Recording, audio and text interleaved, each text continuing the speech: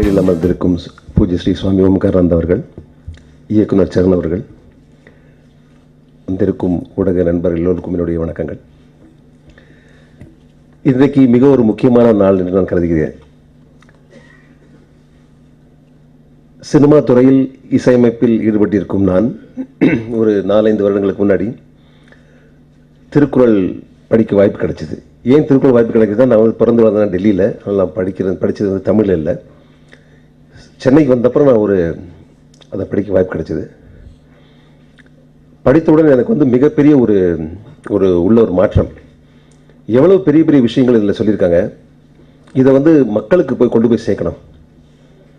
அப்படி இந்த காலகட்டத்தில் நான் இசையமைத்த பாடல்கள், முக்கியமான இந்த கருத்து வெளிப்படும் பாடல்கள், இப்போ ஆட்டோகிராஃபில் ஒவ்வொரு பூக்களுமே அல்லது பாண்டவர் பூமியில் அவரவர் வாழ்க்கையில், இந்த பாடலை கேட்டு நான் எல்லாரும் வந்து சொல்லுவாங்க, சார் உங்களுடைய அந்த பாட்டு ரொம்ப அப்படியே மனசு ரொம்ப எனக்கு வந்து மோட்டிவேட் பண்ணிச்சு. அந்த மாதிரி ஒரு மிகப்பெரிய தாக்கம் எங்களுடைய வாழ்க்கையில் நடந்திருக்கிறது அந்த பாடல்கள் நான் சொன்னேன். அப்போ எனக்கு வந்து என்ன தோணுச்சுன்னா, அந்த பாடல் வந்து ஏன் சில பாடல்கள் மக்களை போய் சேர்க்குது, ஏன் செய்யுதுன்னா அதனுடைய அந்த வடிவம், இசை வடிவம். இசைங்கிற மிகப்பெரிய ஒரு கேரியர். அதாவது இசை வந்து ஒரு கேரியர் மாதிரி. அதில் உள்ள அந்த குட்ஸ், அது ஒரு ட்ரக் இஸ் இசை. அதில் உள்ள அந்த குட்ஸ் தான் வந்து அது கண்டென்ட் வந்து நம்ம என்ன சொல்ல வரோமோ அது. இந்த இசை மூலமாக எதையுமே எங்கே வேணால் கொண்டு போய் சேர்க்கலாம் அப்படிங்கிறது எனக்கு நம்பிக்கை பிறந்தது. நான் ஒரு 3-4 வருஷங்களுக்கு முன்னாடி அமெரிக்கா போயிருந்த நாசா சென்டரில், ஹூஸ்டன்கிற நகரத்தில் வந்து நாசா சென்டர் இருக்குது, அது விண்வெளி சென்டர் இருக்குது. அங்கே போனோடனே அவங்க வந்து அந்த ஸ்பேஸ் மிஷனை பற்றி ஒரு சினிமா காமிச்சாங்க. அது இந்த பிரமிப்பு, அந்த ஃபார்மேட், அந்த காமிச்ச விதத்திலேயே நமக்கு வந்து அது மேலே அவ்வளோ அதாவது எவ்வளோ பெரிய அந்த ஒரு ஸ்பேஸ் மிஷனை வந்து எவ்வளோ அழகாக காமிச்சிருக்காங்க. அப்போ என்ன புரிஞ்சுதுன்னா, அந்த நல்ல மீடியமில் நம்ம சொல்ல வேண்டிய விதத்தை எதை சொல்லக்கூடமோ அதை வந்து ரொம்ப எளிமையான முறையில் ஒரு தாக்கம் வரக்கூடிய விஷயத்தில் கொடுத்தால் நிச்சயமாக அது மக்களுக்கு போய் சேரும். நான் இந்தியா வந்த உடனே தீர்மானம் பண்ணேன், இந்த திருக்குறளை வந்து நம்ம இசை வடிவத்தில் வெளிவிடணும். இசை வடிவம்னா எப்படி பண்ணலாம்? சரி, இசை வந்து இப்போ பொதுவாக நம்மளுக்கு கர்நாடக இசை, லைட் மியூசிக் அல்லது ஃபோக் மியூசிக் எல்லா டைப்லையும் இருக்குது. எந்த மாதிரி இசையில் நம்ம இசையமைக்கலாம் அப்படின்னு நினைக்கும்போது எனக்கு என்னுடைய அனுபவமே ஞாபகம் வந்தது. அதாவது நாம் கொடுத்த மெல்லிசை, எளிமையான இசையில் வந்து இப்போ சும்மா ஒரு வரி ஓ போடுன்னு சொன்னோடனே ஊர் முழுக்க ஆடுறாங்க. ஒவ்வொரு பூக்களுமே அந்த மெல்லிசையில் கொடுத்தா, இந்த திருக்குறளை வந்து மெல்லிசையில் நாங்கள் இல்லந்தோறும் வள்ளுவம் அல்லது உலகமெங்கும் ஒரு வள்ளுவம் அவர் பரப்ப அவரும் ஆசைப்பட்டார். அப்போ அவருடைய ஒவ்வொரு அதிகாரத்திற்கும் முதலில் ஒரு ஓவர்வியூ, அதாவது அது என்ன அர்த்தங்க, கடவுள் வாழ்த்துன்னு என்ன, மான் சிறப்புன்னு என்ன அப்படின்னு சொல்கிறதுக்கு வந்து அவர்கிட்ட நான் கேட்டுக்கிட்டேன். ரொம்ப அருமையாக வந்து 1 நிமிடம் ஒவ்வொரு அதிகாரத்துக்கு முன்னாடியே அவர் வந்து அதற்கு ஒரு சொற்பொழி மாதிரி ஒரு அர்த்தங்களை சொல்கிறார். அப்போ கடவுள் வாழ்த்து புரிஞ்சிருச்சு. கடவுள் வாழ்த்துக்கு இப்போ உதாரணத்துக்கு கடவுள்னா அந்த அந்த கடவுள் வாழ்த்துடைய விஷயங்கள் வந்து அவர் சொல்லி ஒவ்வொரு குறளையும் குழந்தைகள் பாடினாங்க. இப்போது அந்த ஒவ்வொரு குறளுக்கும் புரியணும் இல்லை. இப்போ நம்ம தமிழ் கொஞ்சம் இப்போ இந்த நடைமுறையில் வந்து கொஞ்சம் நிறைய சில வழிகள்லாம் புரிய மாட்டேங்குது. அதனால் வந்து ஒவ்வொரு குறளும் ஒவ்வொரு அர்த்தம் சொன்னேன் அப்படி இருக்கும் அப்படின்ட்டு நான் வந்து அது சரி, யார் சொல்லலாம் தமிழுக்கு? தமிழ் எல்லாருக்கும் பொதுவான நம்மளுடைய தமிழுக்கு நம்ம எதுக்கு எக்ஸ்பர்ட் இல்லை மீடியாக்காரங்கிட்ட போய் பேச வைக்கணும்? எல்லா தமிழர்களும், எல்லா துறையில் உள்ள தமிழர்களும் பேசினேன் எப்படி இருக்கும் அப்படின்ட்டு நான் வந்து அதை முயற்சி எடுத்தேன். அப்போ ஒரு குறள், அதாவது ஒரு குறளை வந்து ஒரு பாடகர் பாடுவார். அதற்கு அர்த்தத்தை வந்து ஒரு தமிழர் சொல்வார். அந்த தமிழ் யாராக இருக்கலாம்?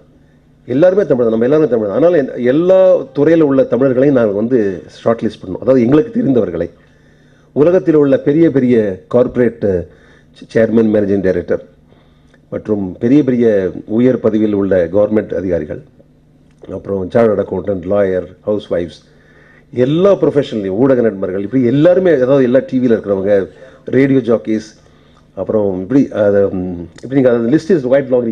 இதை பார்த்தீங்கன்னா ஏறக்குறைய வந்து ஒரு 784 பேர் இதில் இருக்காங்க.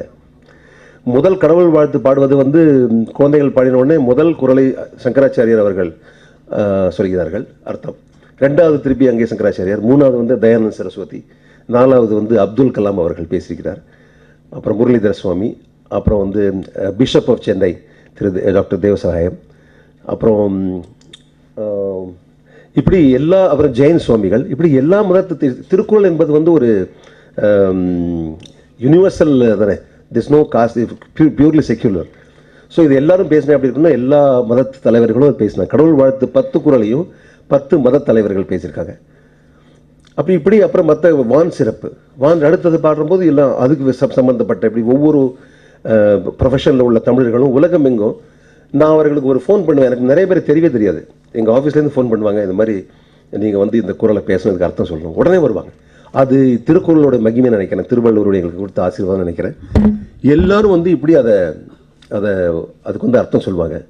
அதை வந்து ஒரு எளிமையான முறையில் அதற்கு வந்து ஒரு ஆர்கெஸ்ட்ரேஷன். இப்பொழுது சினிமாவில் வந்து நீங்கள் பார்த்துருப்பீங்க, ஒவ்வொரு பாட்டுக்கும் நாங்கள் வெவ்வேறு விதமாக, இப்போ உதாரணத்துக்கு நானே வந்து ஒரு இப்போ ஜெமினியில் போடு ஒரு மாதிரி ஒரு செயலில் பாடியிருப்போம், இல்லைனா ஒவ்வொரு பூக்களுமே வேறு மாதிரி இருக்கும், இல்லைன்னா இப்படி அந்த பாடலுக்கு ஏற்ற மாதிரி ஒன்று ஆர்கெஸ்ட்ரேஷன் செய்யணும். இதை எப்படி செய்யலாம் என்று இருக்கும்போது என்னுடைய இசைக்குழுவில் இருக்கும் எங்களது அருமை இசை கலைஞர்கள் அவர்களை நான் பேசி, எங்கள் ஆஃபீஸில் இருக்கிற எல்லாத்தையும் பேசி நாங்கள் வந்து அதை அரேஞ்ச் பண்ணிடுது. ரொம்ப எளிமையான முறையில் எங்களுக்கு வந்து இசையமைத்து, அதாவது அந்த அரேஞ்ச்மெண்ட் பண்ணி கொடுத்தவர் மியூசிஷியன்ஸ் எல்லாருக்கும் நான் ரொம்ப நன்றி கடன்பட்டிருக்கேன். அது தவிர அதை வந்து அருமையாக வந்து எங்களுக்கே ஸ்டூடியோ இருக்கிறதுனால அதை வந்து மிக்ஸ் செய்து அதை ஒரு நல்ல ஃபார்மில் கொடுக்கணும் அப்படின்னு ஆசைப்பட்டோம். கடவுள் கிருபையால் அது வந்து இன்றைக்கி நல்ல ஃபார்மில் கலந்துருச்சு. இப்போ என்னென்னா, ஒரு குறள், ஒரு அதிகாரத்தை வந்து முதல்ல வந்து சுவாமிஜி பேசுவார், அப்புறம் அதுக்கு வந்து ஒரு குறள் பாடி பேசி ஒரு 5 நிமிடங்களில் அந்த குறளை, அந்த அதிகாரத்துடைய முழு அர்த்தத்தையுமே நீங்கள் வந்து மனசில் வந்துடும் உங்களுக்கு. இசை வந்து என்பது ஒரு இசை தென்றல் சொல்லுவாங்க, இசை தென்றல், அதாவது தெய்வத்தென்றல் வந்து இப்போ காற்று எங்கெல்லாம் போகிறதோ அங்கெல்லாம் இசை போகும். ஸோ நீங்கள் வந்து பாட்டு கேட்குறதுக்கு வந்து பேசிவாக கூட கேட்கலாம், you don't have to make an effort. அது நம்ம இப்போ டிவி பார்க்கணும், சுவிட்ச் ஆன் பண்ணி போடணும், அதை கேட்கணும், நல்லது. இது எங்கேருந்தாவது பாட்டு கேட்டால் கூட நம்ம காதில் கேட்கும். அந்த மாதிரி நிறைய நீங்கள் பாட்டை கேட்டாலே இதில் உள்ள உங்களுக்கு வந்து இதோடைய அந்த அர்த்தம் வந்து நீங்கள் கேட்பீங்க. அந்த இசையை எளிதாக வந்து காதில் நுழைந்து மனதில் போகணும். அதற்கு வந்து இந்த நல்ல இது ஒரு ஃபார்மேட் அமைஞ்சுன்னு நினைக்கிறேன். இசையோட தரத்தை பற்றி நான் சொல்ல விரும்பலை. எனக்கு தெரிந்த நான் இசை நல்லா அமைச்சிருக்கேன், ஆனால் எல்லாருமே வந்து நல்லா இருக்குன்னு சொல்கிறாங்க. என்னோட அதான் வந்து சொல்ல முடியும்னா, இந்த இசை வந்து எல்லா இசைக்கலைஞர்களும் பாடுறதுக்கு வேண்டி நாங்கள் இதை வந்து அதுக்கு மியூசிக் நோட்டேஷன் சொல்லுவாங்கல்ல, அதாவது இந்த இசை வடிவம் குறிப்பு, அந்த நோட்ஸ் கொடுத்துருக்கோம். Tamil Indian notation as well as western notation. அதாவது பாட சொல்லுவதை ஒரு இசை பாடகர் வந்து வேற, ஒரு இன்ஸ்ட்ருமெண்ட் வாசிக்கிறது வேற, ஆனால் அதை வந்து இசை அமைப்பது வந்து அதை ஒரு வடிவம் கொடுக்கறது வந்து இசையமைப்பாளர் நாங்கள். அது ரொம்ப ஒரு இன்ட்ரெஸ்டிங் வேலை. அந்த இப்படி தான் இருக்கணும், இந்த மாதிரி ஒரு மேலே போகணும், இந்த மாதிரி இந்த ஒரு வடிவத்தில் இருக்கணுங்கிற அந்த இசையமைப்பாளனுங்கிற முறையில் நான் வந்து இந்த திருக்குறளை இசையமைச்சது எனக்கு ரொம்ப சந்தோஷமாகவும் பெருமையாக இருக்குது. எவ்வளோ 20 ஏறக்குறைய நான் 30 வருடங்களாக இசையமைச்சிட்ருக்கேன்.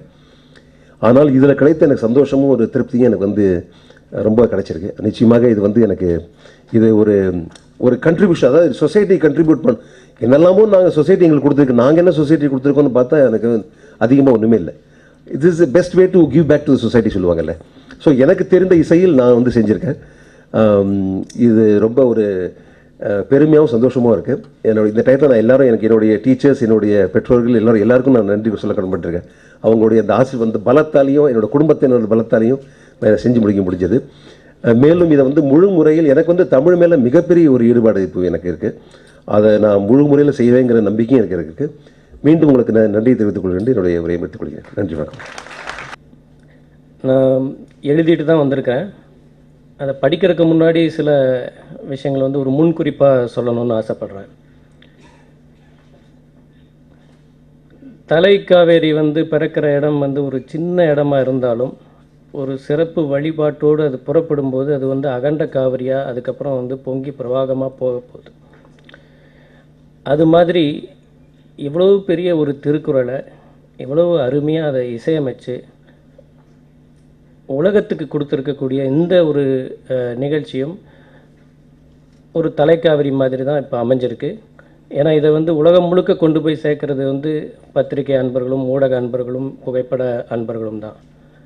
ஸோ அந்த வகையில் இது வந்து ரொம்ப ஒரு சிறப்பான ஆரம்பம் அப்படின்னு எனக்கு தோணுது. இன்னொன்று இயல்பாக அமைஞ்ச விஷயம் என்னென்னா, சுவாமி ஓங்காரானந்தா அவர்கள் காவி உடையில் இருக்கிறார். அதனால் அவர் அறத்துப்பால், பரத்வாஜ் அவர்கள் வந்து வேட்டி சட்டை அணிஞ்சிருக்கிறாங்க. அதனால் அவர் பொருட்பால், நான் வந்து ஜீன்ஸ் பேண்ட் ஷர்ட்டு போட்டிருக்கிறேன் அதனால் காமத்துப்பால் அப்படின்னு எண்ண வேண்டாம். இது வந்து இயல்பாக அமைஞ்சது என்ன விஷயம்னா, காலம் காலமாக கடந்து பல தலைமுறைகளையும் தாண்டி பல விஷயங்களையும் தாண்டி இந்த திருக்குறள் கடந்து வந்திருக்கக்கூடிய ஒரு பாதை தான் இது. ஸோ அதை வந்து வெளிப்படுத்துகிற மாதிரி இந்த விஷயம் அமைஞ்சிருக்குன்னு நம்பலாம். இன்னொரு எனக்கு ரொம்ப ஒரு திருக்குறளை வந்து இவ்வளோ தூரம் ஒரு பெரிய விஷயமா பண்ணக்கூடிய ஒரு பரத்வாஜ் வந்து இந்த மேடை அலங்காரத்தில் பின்னணியில் அவருடைய முகம் எங்கேயுமே துருத்திக்கிட்டு நிற்கலை. அது ரொம்ப ஒரு சிறப்பான விஷயமா. ஏன்னா எது பண்ணாலும் உபயம்னு போட்டுக்கக்கூடிய ஒரு காலகட்டத்தில் இவ்வளோ பெரிய ஒரு விஷயத்தை பண்ணிவிட்டு திருக்குறளுக்கு வந்து இசையமைச்சிட்டு ரொம்ப அடக்கமாக உட்காந்துட்டு இருக்கிறது வந்து எனக்கெல்லாம் வந்து ரொம்ப ஒரு பெருமையாக இருக்குது.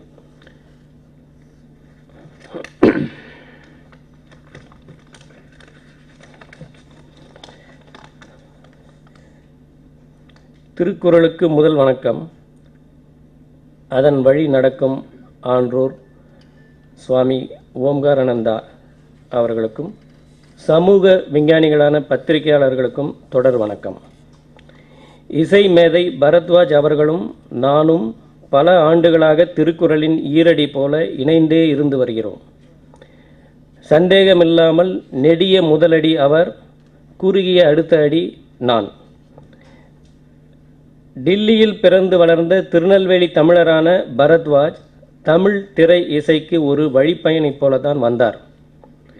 பயணம் தொடர்ந்து கொண்டுதான் இருக்கிறது என்றாலும் அவரின் இலக்கு 2000 வருடங்களுக்கு முற்பட்ட கால பெட்டகமாம் திருக்குறளை இசை சாவி கொண்டு திறப்பதும் அந்த பொக்கிஷத்தை வருங்கால தலைமுறைக்கு செவி வழியே கடத்துவதும் தான் என்பதை நிரூபிக்கும் நாள் இன்று. இதே மேடையில் இதே பத்திரிகை தோழர்களிடம் சில மாதங்களுக்கு முன்பு நான் சொன்னேன், பரத்வாஜ் அவர்கள் ஓலை வேய்ந்து மறைவாக ஒரு கட்டிடத்தை எழுப்பி கொண்டிருக்கிறார். அது சாதாரண கட்டடம் அல்ல, ஒரு கோவில், கோபுரம் தாங்கிய கோவில். வேய்ந்த ஓலைகள் வெறும் ஓலைகள் அல்ல, ஓலை சுவடிகள். எழுந்த கோபுரம் ஒரு இசை கோபுரம். பாமர இசை வடிவத்தில், மரபான இசை வடிவத்தில், மேற்கத்திய இசை வடிவத்தில் நம் மனதில் இசை ஒளி கொண்டு திருக்குறளை செதுக்கியிருக்கிறார். இது தமிழர் இல்லந்தோறும் இருக்க வேண்டிய காதுகளுக்கான ஆபரணம். ஆபரணம் மட்டுமல்ல, மனதிற்கான ஆவணம்.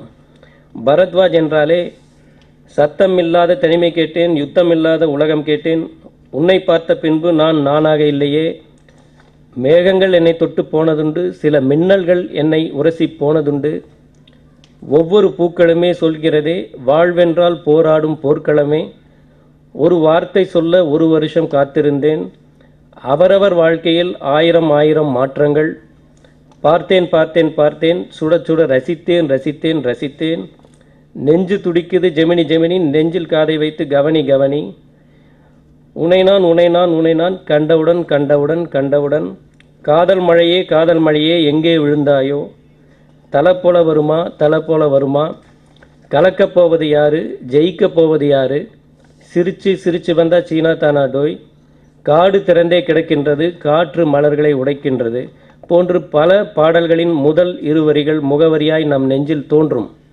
ஆனால் இனி குறளின் இருவரிகள்தான் இவரின் முகவரி. சினிமா இவருக்கு கோப்பை தந்தது. அந்த கோப்பையில் இவர் திருக்குறள் நிரப்பி நமக்கே தருகிறார். ஒரு தமிழன் சக தமிழனுக்கு தமிழால் தன்னால் ஆனதை தந்திருக்கிறான். வாருங்கள், இதை உலகிற்கு எடுத்துச் சொல்வோம். முப்பால் உண்ட களிப்பால் சொல்கிறேன், பரத்வாஜ் வாழ்க நீங்கள், திருக்குறள் போல திருக்குறள் போல திருக்குறள் போல. நன்றி.